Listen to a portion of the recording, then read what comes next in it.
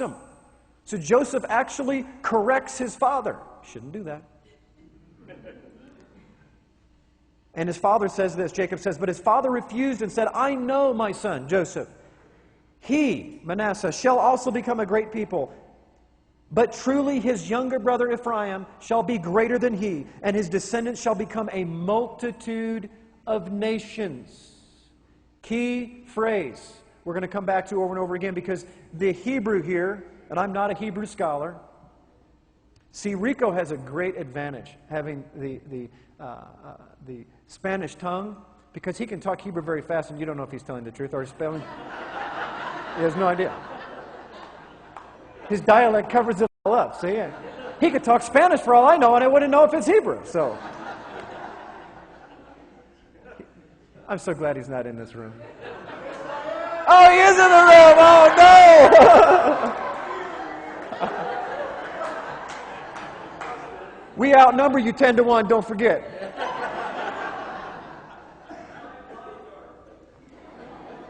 Although my gut feeling tells me he could take on 10-1. Okay. Melo Hagoyim, the multitude of nations. What this is actually saying in the English is that Ephraim, who is going to be encompassing the house of Jacob, called Israel, is going to be the fullness or the multitude of the Gentiles.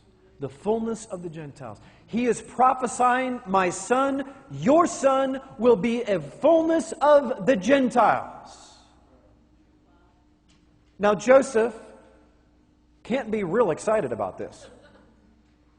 Because what he just said, what his father just said is your son is not going to be one of us. He's going to be blessed in every way, but he's going to be the fullness of the Gentiles. We'll come back to that. From Abraham to Isaac to Jacob to Ephraim, we see the people pattern of who Israel is passed on. Ephraim, who now carried the firstborn blessing of the house of Israel, okay, my children are of the house of James, of the house of Staley, the house of Jim, okay, Ben-Hur, right? From house of Israel was to be a multitude of nations. So now that the blessing was given, we're going to go from Canaan. You guys realize that the chosen people started off in Canaan. Yeah. Do you not think that that is prophetic? Has anybody ever thought about that? They started out, where did Adam start out? In the garden, the promised land, if you will. The people of God started out in the Canaan, then they went to Egypt, and then they went to find their way back to Canaan. Amazingly, they forgot. How do we get back to where we started? Some of you will get that on the way home. All right. Now we want to see the Mosaic picture. We've walked through the Adamic picture, the Noahide picture. The Abrahamic picture has the template and the pattern and the picture of God's people changed. The Mosaic picture. Deuteronomy chapter 28, verse 15 is one of the most incredible prophecies of the Bible, I submit to you, that has never come true and nobody knows about. I mean, and when I say nobody, I mean largely in Christianity and religious circles.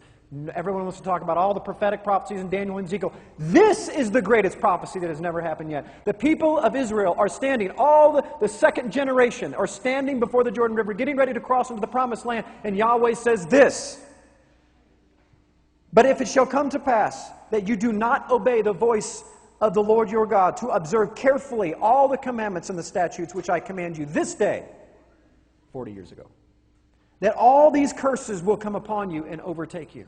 So what is he doing? He's giving them a cheerleading message.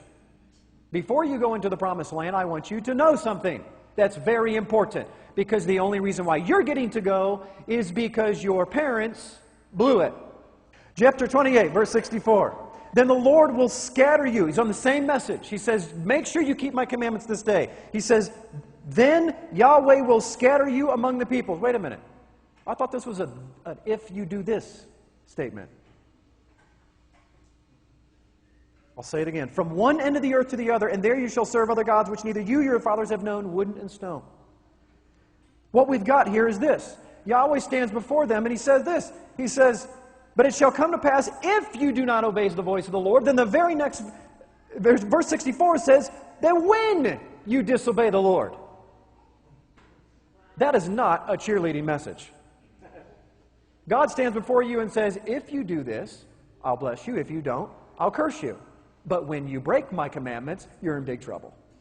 Because you're going to. And when you do, I'm going to uproot you out of your land, and I'm going to scatter you throughout the entire world. But watch this. The pattern is still the same.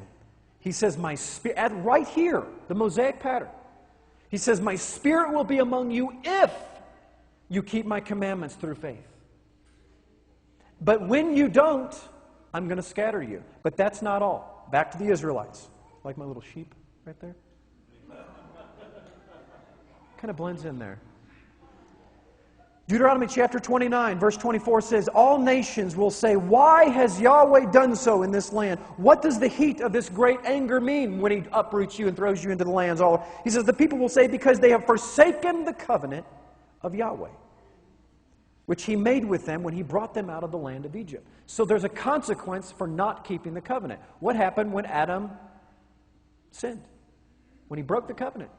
Did they get to stay in the garden? Pattern is the same. Now it shall come to pass when all these things come upon you, the blessings and the curse which I have set before you, and you call them to mind. Call what to mind? Something in the past. Among the nations where the Lord your God drives you, and you return to me, and you obey my voice, according to all that I command you today. Still the people sitting at the Jordan River, you and your children with all your heart and with all your soul. I think Yeshua said that, I'm not sure. Then the Lord your God will bring you back from captivity and have compassion on you, and gather you again from all the nations with the Lord God has scattered you. This is the greatest prophecy that has never happened. It is the prophecy that Israel would be scattered into all the nations of the world, but at the end of time, they will remember, they'll get sick of the curse, and they'll remember the covenant. And in reality is, they'll remember who they are, as you'll see. If any of you are driven to the farthest parts under heaven, from there the Lord your God will gather you, and from there He will bring you. Then the Lord God will bring you to the land which your fathers possessed, and you shall possess it. This means they're not in the land. Can't go back to something you're already there. He will prosper you and multiply you more than your fathers, and the Lord God will circumcise your heart and the heart of your descendants to love the Lord God with all your heart, with all your mind, with all your soul, and all your strength. Didn't Jesus make that up? I thought He'd made that up. I tell my Christian brothers, no. It was the plan and the pattern and the purpose from the beginning of time that Adam would love Him with all his heart, with all his mind, with all his soul, with all his strength, that the commandment that He gave them in the garden would be on his heart, so he wouldn't have to write it down. So now we move to the time of the kings, to the Israelites. Take back the land of Canaan, and they want a king. Who's supposed to be the king? Yeshua, Yahweh. They were supposed to have, He was supposed to be the king, and we were supposed to be the priests. It was the Feast of Pentecost, my friends. It was Shavuot, when the commandments came down, and the Spirit was supposed to be next. And it wasn't even 10 commandments into. Does anybody know where Moses was when the 10 commandments was given? Was he on top of the mountain or the bottom? He was on the bottom with the people, hearing the commandments. 1, 2, 3, 4, 5, 6, 7, 8, 9, 10. Was he supposed to stop?